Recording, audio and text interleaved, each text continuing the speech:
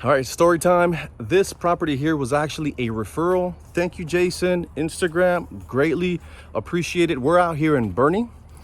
This property here was actually damaged by that hailstorm that came through here 2021 out here in Boerne, San Antonio. This actually was paid for by the insurance company. The only thing the homeowner had to pay on this was their deductible, which is, nothing compared to what the full roof costs. We took it down all the way to the bare wood, replaced it. We had some issues with the insurance company, COVID, weather, so this project actually took longer than expected to replace.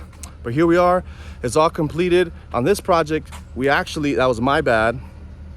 I did not instruct our team to replace the greenhouse panels with the gray tinted ones.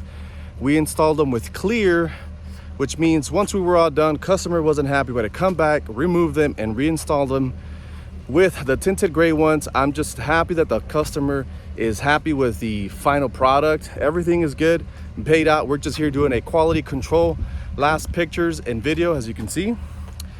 Hey, if you're in Boerne, you're in San Antonio, you have a roofing problem, whether it be a repair or replacement, we'd love to come out and see if we can fix your roofing problem. Like always, if you have something to say, drop a comment below.